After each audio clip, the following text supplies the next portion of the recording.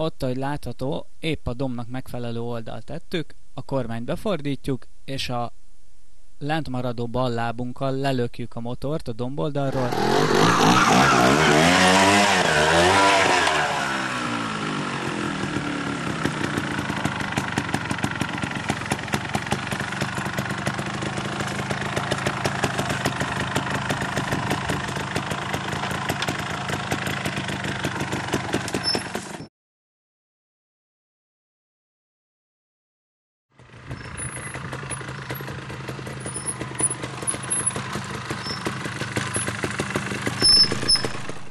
Lejáróban egyetlen dologra kell ügyelni a testsúlynál, hogy amennyire lehet toljuk ki hátra, hogy ne forduljunk át a kormányon, így sokkal nagyobbat lehet majd fékezni.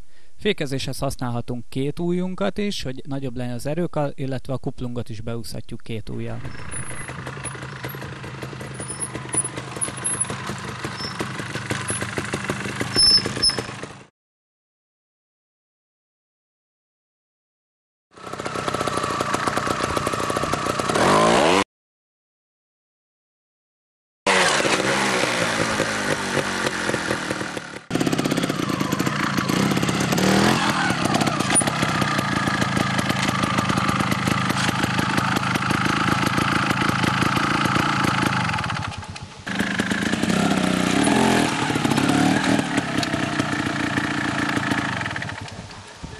Elérkeztünk egy következő problémához, hogy álljunk a lábtartón. Logikus ugye, hogy így, lábközépen, mint ahogy máshol megszoktuk. Itt jön a nagyszerű triálos technika, lábújhegyen is lehet állni ezen a motoron, azért ilyen egyenes és bütykös a csizmatalpa, illetve sarkon.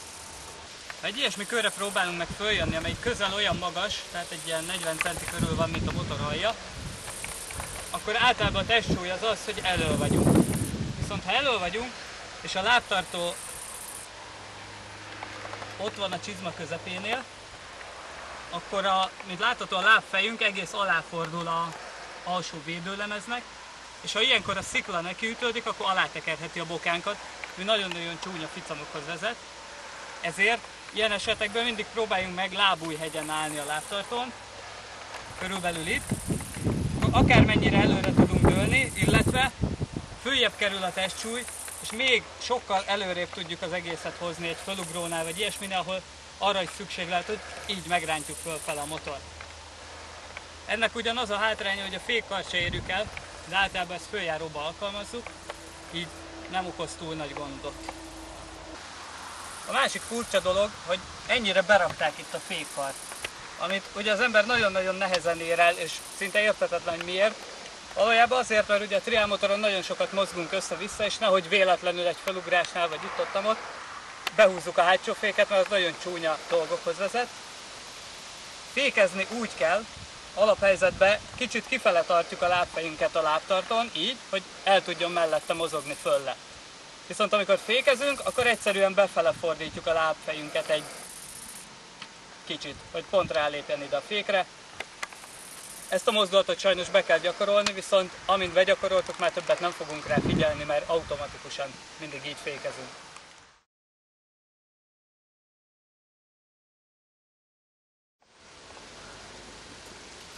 Általában triálozni el, hogy ott kőbányákba szoktunk, ahol a hasonló törmelék nagyon-nagyon gyakori, és hát ez a legjobb triálosokon is ki szokott fogni.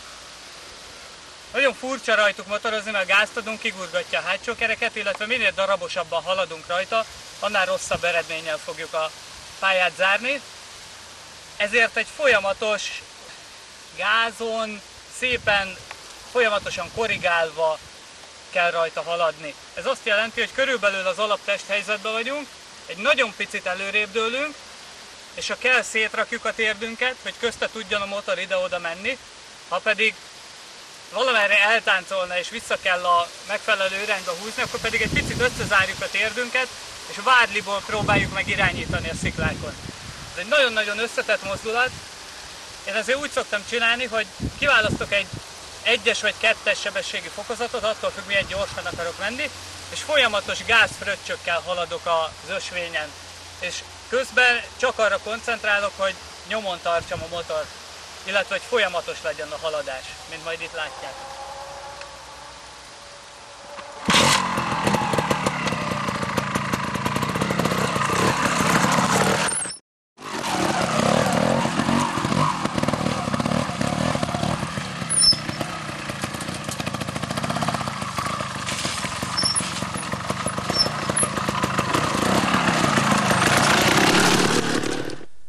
Odafelé menetben jól látható, hogy a térdet szétrakjuk, és felkészülünk arra, hogy bármelyik pillanatban, ha megcsúszik a motor, zárjuk össze és korrigálunk.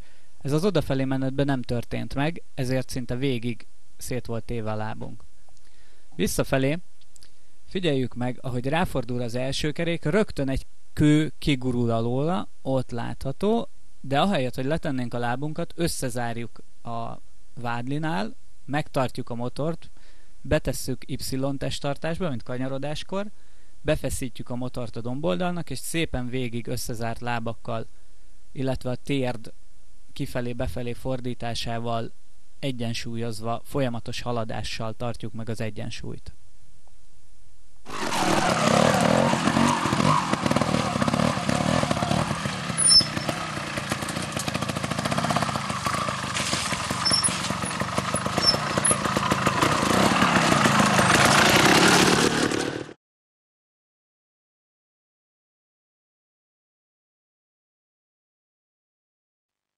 Nincsen tábla, amire fő van. És amikor ráállunk a motorra, akkor körülbelül az 1/3 a teljes rugóútnak negatív rugóútként fog viselkedni, ami a gödrökben nagyon szépen majd vezeti a hátulját. Ha C.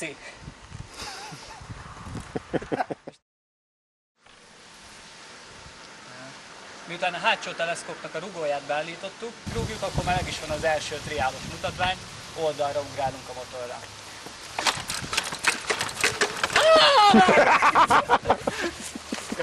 És megpróbálunk egy 2-3 lépést előre tovább szaladni, hogy lehető legkevésbé vágjon minket hátba a motor.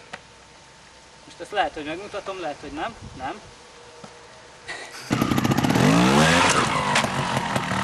Kicsit jobban jársz meg, mint a tényleg.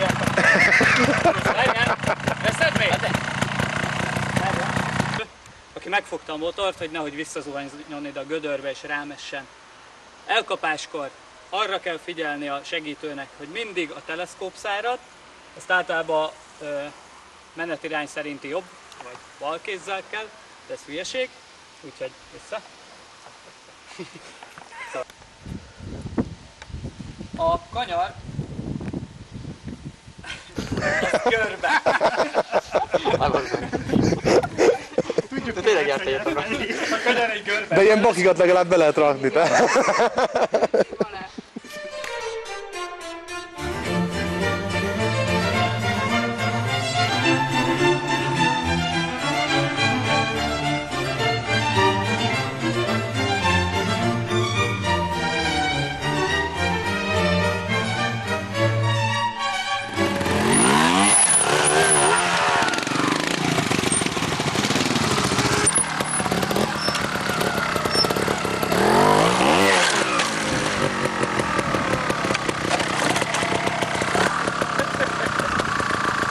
Veszélyes, hogy ahogy előre dőlünk a motoron, ugye ilyen helyzetben, elől van a csizma is, és alá tekerheti a lábfejünket így a sebesség miatt a szikla, vagy mi?